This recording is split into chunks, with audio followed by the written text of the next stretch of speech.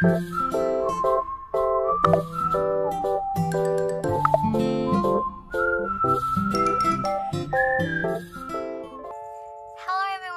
how are you today? I hope all of you have a great day today. So, in this video, I would like to explain about our last materials that our learn is about infinitive verb, sentence and non-sentence, topic of paragraph, part of paragraph, and others. But before that, let me introduce myself. My name is Berliana Nurhajida. I'm from 1BD class. So without any further ado, let's get started to the first topic.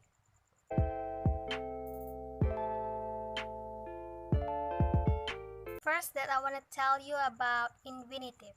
In English, noun to infinitive varicity and very often used in sentences. So what about his use and rules?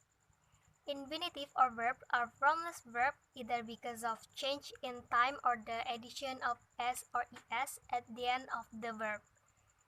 Like for example, to make, to write, to help, to drink, to go, and others. Infinitive to additional is also realistic in sentences that are in place following certain verbs groups, like inequality, allow, permit, begin, command, decide, desire, and much more. For example, I want to work here.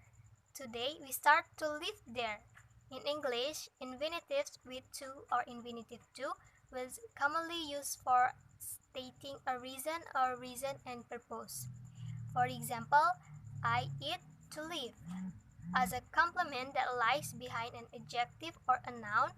For examples, I'm so happy to meet you today.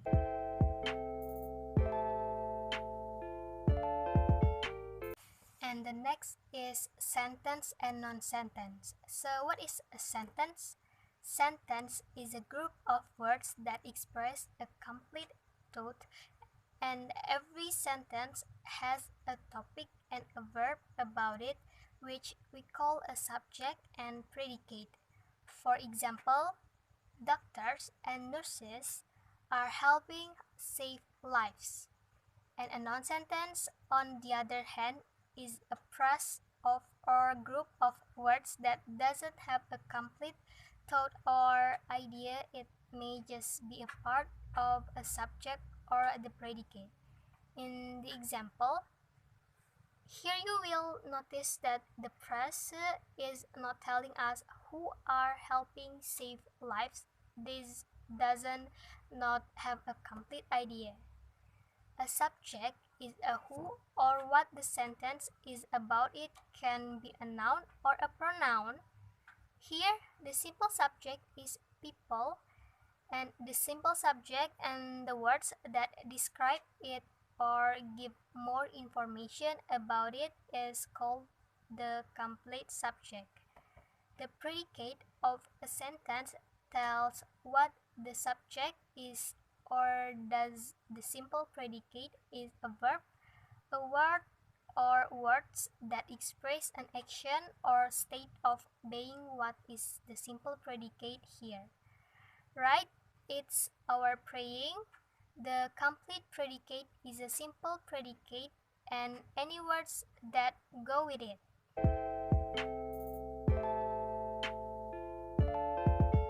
Next, I want to explain about paragraph structure. But first, you have to know what is paragraph. So, a paragraph is a group of related sentences that discusses one main idea. Paragraph is made up of 3 points, and the first is topic sentence, the second is supporting sentence, and the last one is concluding sentence. Let's discuss about part of paragraph.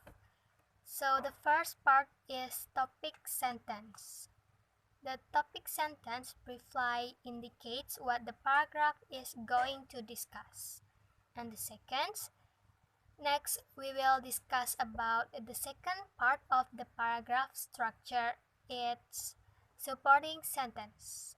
So supporting sentence is the explain about or prove the topic sentence. And the third or the last part of the paragraph is concluding sentence. The concluding sentence serves two purposes. It signals the end of the paragraph and reminds the reader of the important ideas. So that's all I can explain if my English is still full of mistakes.